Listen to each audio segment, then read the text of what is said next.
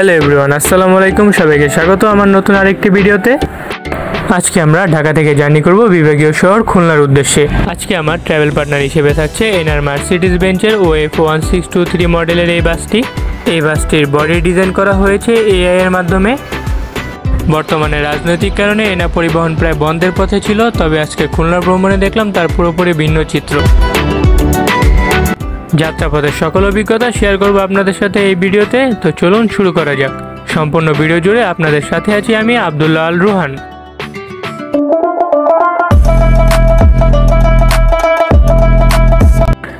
বর্তমানে আমি রয়েছি এনআর মালিবাগ বাস কাউন্টারে। এই কাউন্টারে কিন্তু এনআর পাশাপাশি আরও বিভিন্ন বাসের টিকিট বিক্রি করা হয়। কাউন্টারের ভিতরে যাত্রীদের বসার জন্য পর্যাপ্ত পরিমাণ জায়গা রয়েছে। সকাল 7:40 আমাদের বাসটি মালিবাগে এসে পৌঁছায়। ইকোনমি ক্লাসে এই বাসটিতে 2:2 ফরমেশনে সর্বমোট 40টি সিট রয়েছে। সিটের উপরে কিন্তু ছোট ব্যাগ রাখার জন্য আলাদা কম্পার্টমেন্ট পেয়ে যাবেন। সিটের সাথে কোনো লেগ রেস্ট নেই, তবে সিটগুলো বেশ চওড়া এবং খুবই কমফোর্টেবল। মালিবাগ থেকে একমাত্র যাত্রী হিসেবে আমি বাসে উঠি। সকাল 7:41 আমাদের যাত্রা শুরু হলো খুলনার উদ্দেশ্যে। মালিবাগে তাদের দুটি কাউন্টার রয়েছে, একটি হচ্ছে ইবনে সিনা হসপিটালের পাশে, আরেকটি হচ্ছে মালিবাগ কাঁচা বাজারের সাথে। মালিবাগ থেকে খুলনা পর্যন্ত ইকোনমি ক্লাসে এই বাসটির ভাড়া হচ্ছে 800 টাকা। খিলগাঁও ফ্লাইওভার হয়ে আমরা এখন যাচ্ছি সায়দাবাদের দিকে।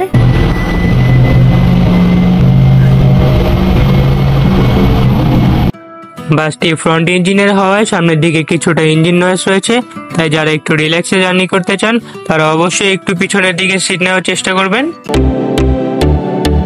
খিলগাঁও ফ্লাইওভার পাড়ি দিয়ে আমরা বেশ কিছু জায়গায় ছোট ছোট জ্যামের দেখা পাই, যার কারণে সায়দাবাদ পৌঁছাতে একটু লেট হয়।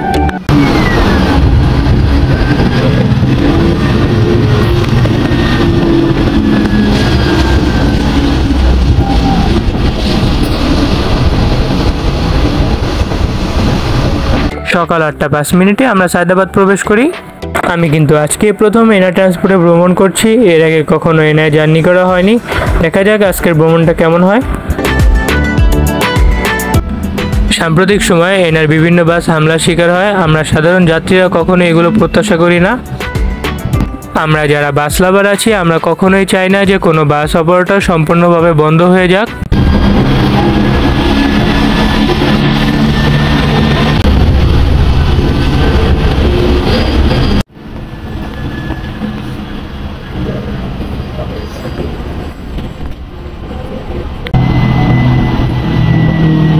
মেয়র হানিফ ফ্লাইওভারের টোল দিয়ে আমরা এখন এনআর ধোলাইপাড় বাস কাউন্টারের সামনে দাঁড়াবো। ধোলাইপাড় কাউন্টার থেকে যাত্রী নিয়ে আমরা এখন যাচ্ছি পোস্তগোলা ব্রিজের দিকে।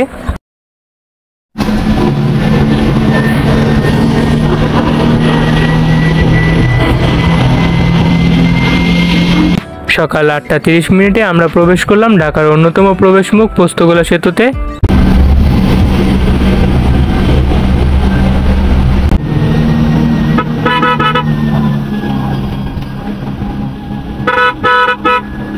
হাসনাবাদে হচ্ছে NR last pick up point, এরপরে এনআর আর কোনো কাউন্টার নেই। হাসনাবাদ থেকে যাত্রী নিয়ে বাসটি আবার খুলনার উদ্দেশ্যে তার যাত্রা শুরু করলো।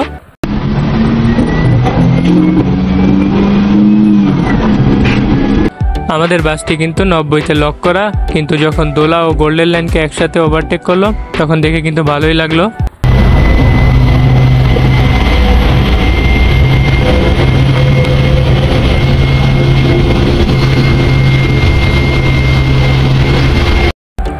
গাইড সাহেব আমাদেরকে 500 ml একটি করে পানির বোতল দিয়ে দিল। এরই মাঝে তখন দেখি হঠাৎ করে গোল্ডেন লাইন আমাদেরকে ওভারটেক দেওয়ার চেষ্টা করে, কিন্তু শেষমেশ আর পেরে উঠলো না।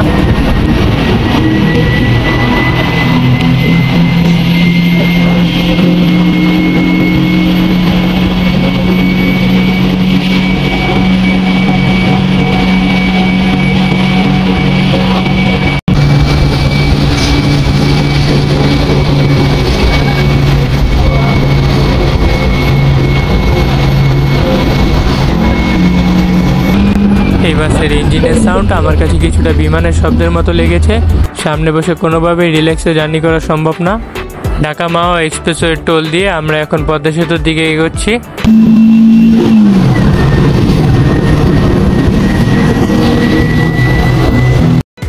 এক্সপ্রেসওয়ে টোল প্লাজার সামনে হয়তো কোনো দুর্ঘটনা ঘটেছিল, তাই আমাদের ডান পাশের রাস্তায় দেখতে পাচ্ছেন যানবাহনের বিশাল জ্যাম লেগে আছে।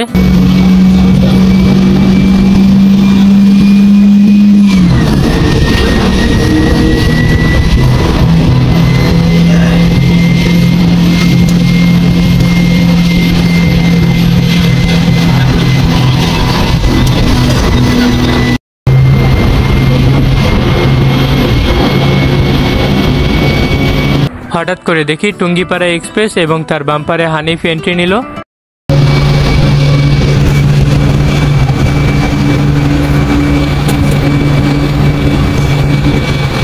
দুইজনের কেউই কিন্তু কাউকে ছাড়তে রাজি না।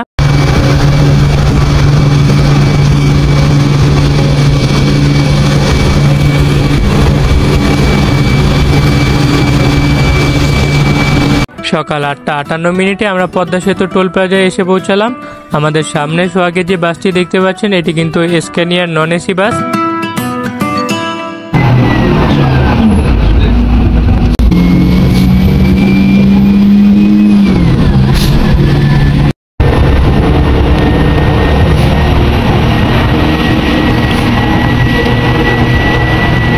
আমরা এখন পাড়ি দিচ্ছি বাংলাদেশের গর্ব পদ্মা সেতু। দীর্ঘ 6.15 কিলোমিটারের এই সেতুটি বাংলাদেশের দক্ষিণাঞ্চলের সড়কপথে যাত্রা অনেকটাই সহজ করে দিয়েছে।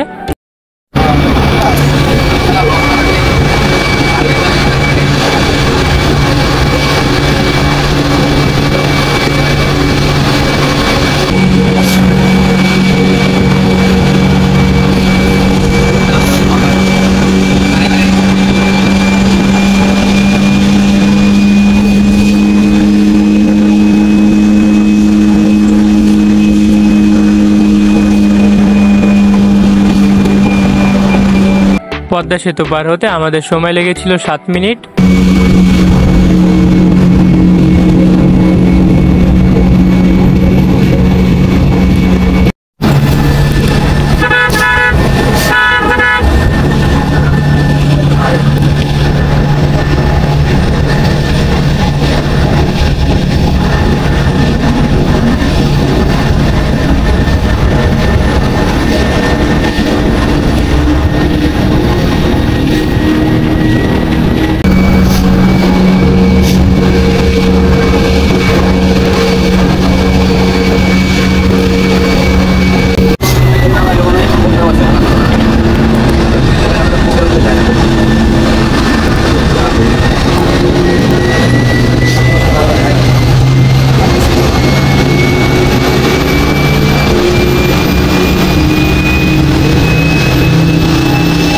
কিছুক্ষণ আগে আমরা সোহাগে যে স্ক্যানিয়া বাসটিকে ওভারটেক করি সেটি আমাদের আবার ওটি ব্যাক দিয়ে চলে যায়।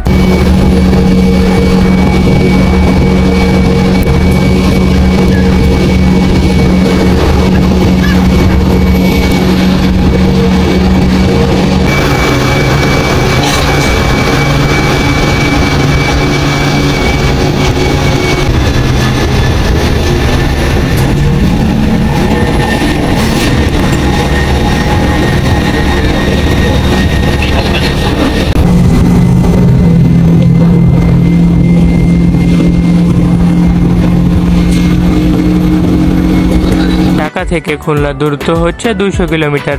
পদ্মা সেতু হওয়ার পর থেকে প্রায় 5 থেকে 6 ঘন্টার মধ্যেই খুলনা পৌঁছানো যায়।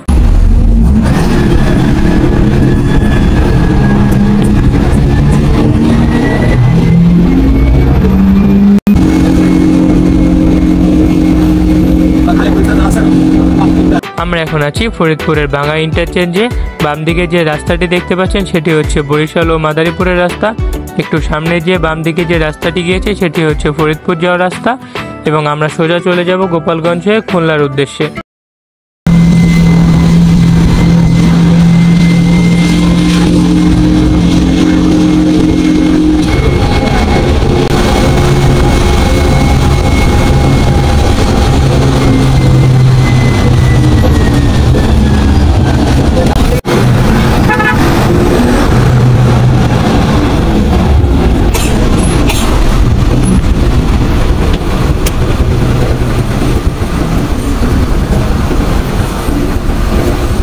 এখন আমরা আছি গোপালগঞ্জের মুকসুদপুর উপজেলায়।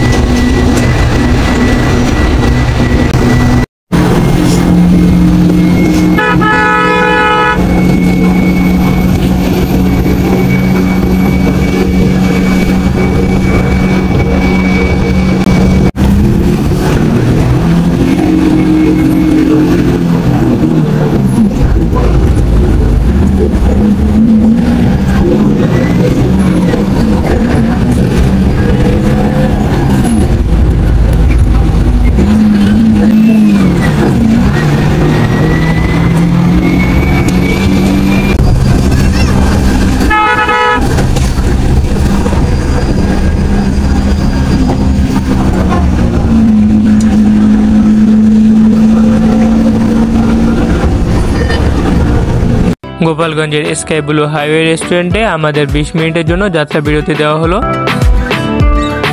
বাস থেকে নেমে দেখি আমাদের বাসটি সহ মোট 3টি এনা বাস রয়েছে এখানে। কিছুক্ষণের মধ্যে এনার আরও 2টি বাস এখানে যাত্রা বিরতি দিতে আসে। সাম্প্রতিক সময়ে দেশের রাজনৈতিক কারণে এনার বিভিন্ন রুটের বাস হামলার শিকার হয়, যার কারণে তাদের বেশ কয়েকজন চালক আহত হয়েছে। একজন চালকের হাতে বাসের ভিতরে থাকা যাত্রীদের জীবনের নিরাপত্তা থাকে। এই ধরনের হামলার কারণে কিন্তু যে কোনো সময় বড় ধরনের দুর্ঘটনা ঘটতে পারে। তবে যাত্রাপথে এইভাবে এনার 5টি বাস দেখে বেশ ভালোই লাগছিল।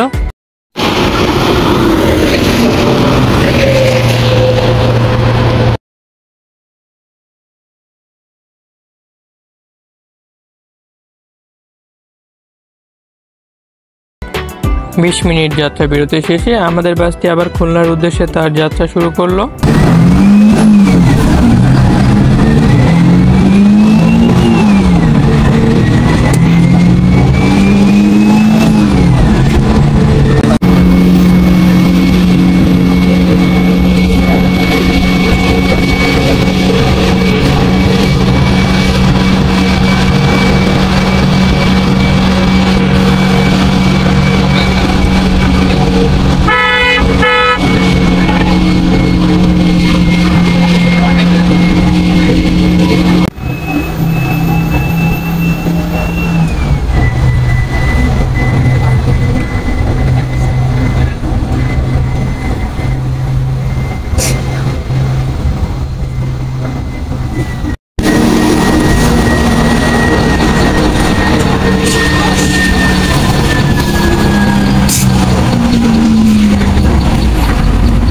চলতি পথে এনার আরেকটি মার্সিডিজ বাসের সাথে আমাদের দেখা হয়ে গেল। আমাদের সামনে রয়েছে গ্রিন লাইনের সাতক্ষীরার ইকোনমি ক্লাস বাস। ঢাকা থেকে সাতক্ষীরা পর্যন্ত ইকোনমি ক্লাস এই বাসটির ভাড়া হচ্ছে 1000 টাকা। গ্রিন লাইনের এই বাসটি কোনো রকম ইন্ডিকেটর লাইট জ্বালানো ছাড়াই হঠাৎ করে ডানে মোড় নিল।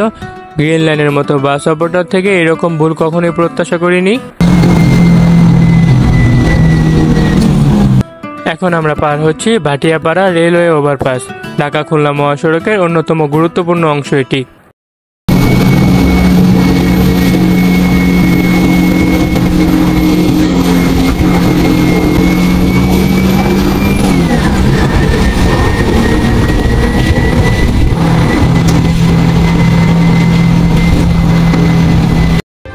এটি হচ্ছে ভাটিয়াপাড়া গোল চত্বর। এখান থেকে সোজা হচ্ছে ঢাকা যশোর হাইওয়ে এবং বাম দিকে আমরা চলে যাচ্ছি খুলনার পথে। চলতি পথে দেখা হয়ে গেল গ্রিন লাইনের ম্যান ডবল ডেকার বাসটির সাথে। ঢাকা থেকে খুলনা পর্যন্ত ডাবল ডেকার এই বাসটির ভাড়া হচ্ছে 1400 টাকা।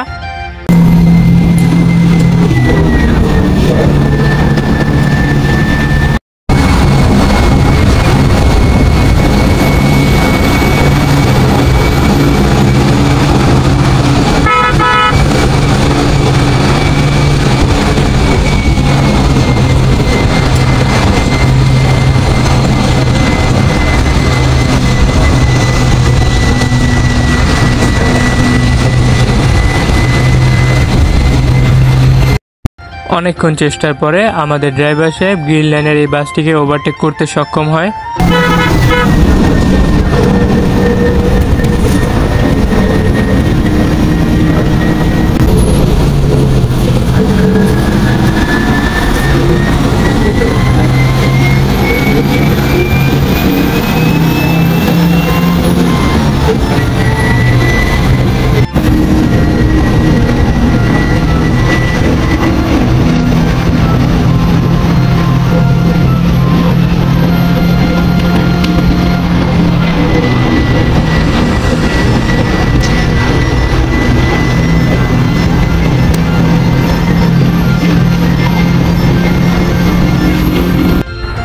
N7 হাইওয়ে বাংলাদেশের অন্যতম সুন্দর একটি রাস্তা।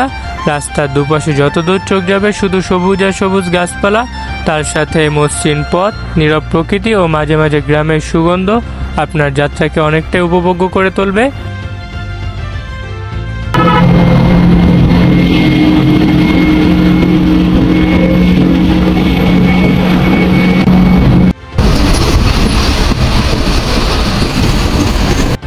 এখান থেকে ডান দিকে যে রাস্তাটি গিয়েছে সেটি হচ্ছে গোপালগঞ্জ শহরে।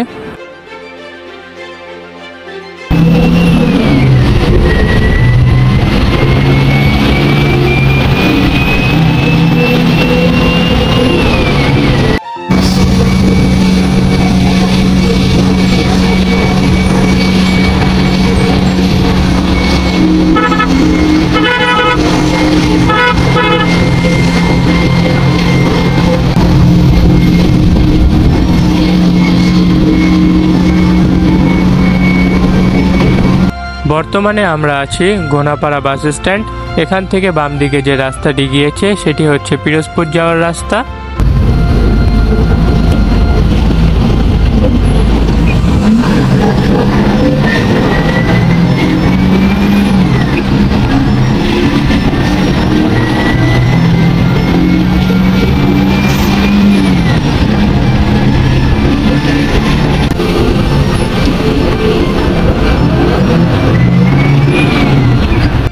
এখান থেকে মোল্লারহাট সেতুর টোল দিয়ে গোপালগঞ্জ জেলাকে বিদায় জানিয়ে আমরা এখন বাগেরহাট জেলায় প্রবেশ করব।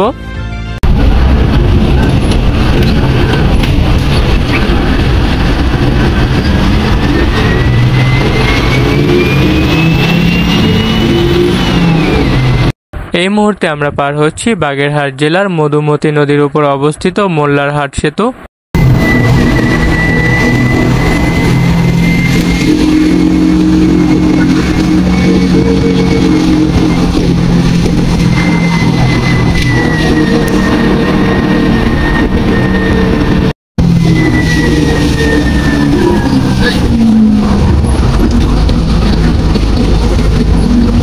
এটি হচ্ছে জয়দিহি বাস স্ট্যান্ড। এখানে একজন যাত্রী নামাচ্ছিল।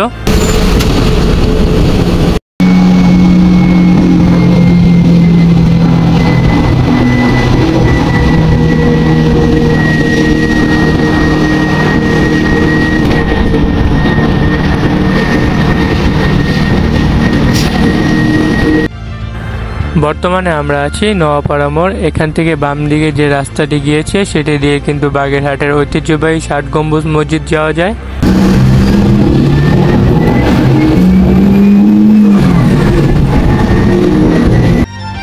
এখন আমরা আছি কাটাখালী মোড়। এখান থেকে ডান দিকে খুলনা এবং বাম দিকের রাস্তাটি গিয়েছে মংলায়।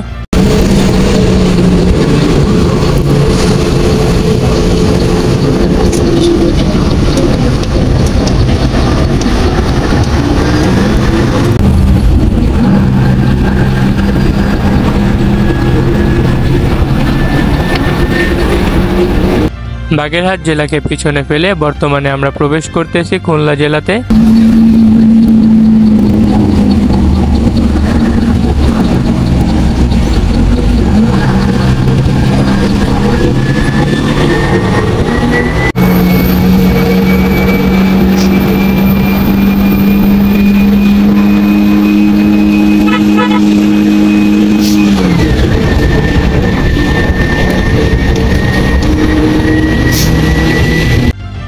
এখন আমরা আছি খান জাহান আলী সেতুর প্রবেশ মুখে। এখান থেকে টোল দিয়ে আমরা সেতুতে প্রবেশ করব।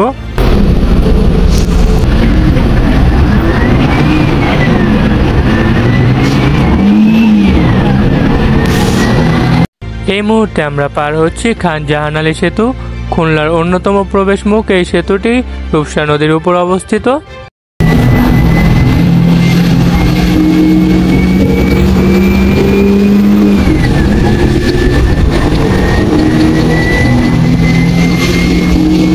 এই সেতুটির দৈর্ঘ্য হচ্ছে ১.৬ কিলোমিটার।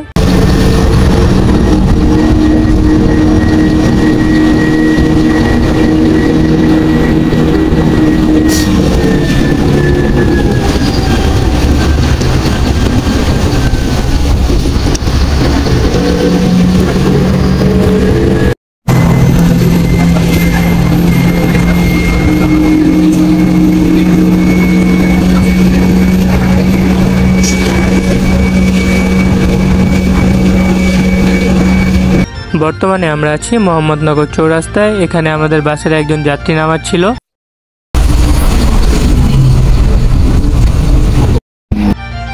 সকাল ১১টা ৫০ মিনিটে আমরা খুলনার জিরো পয়েন্টে এসে পৌঁছাই। জিরো পয়েন্ট থেকে আমি যাব সোনাডাঙ্গা বাস টার্মিনাল পর্যন্ত।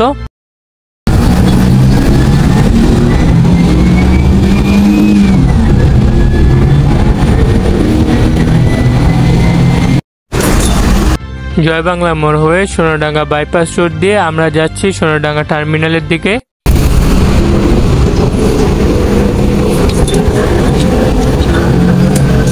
সোনাডাঙ্গা বাস টার্মিনাল যাওয়ার রাস্তার অবস্থা খুবই খারাপ, তবে বাসটিতে এয়ার সাসপেনশন থাকায় বাসের ভিতরে তেমন একটা জাঁকি অনুভব হচ্ছে না।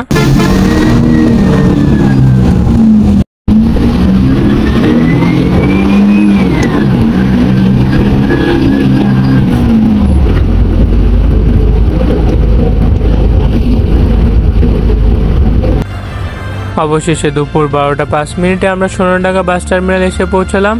এতদিন এনা সম্পর্কে যেমন শুনেছিলাম, আজকে ঠিক তেমনই সার্ভিস পেলাম।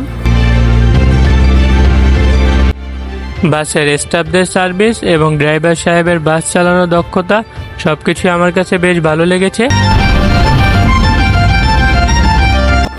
নিরাপদে আমাকে আমার গন্তব্যে নামিয়ে দেওয়ার জন্য এনা ট্রান্সপোর্টকে অসংখ্য ধন্যবাদ।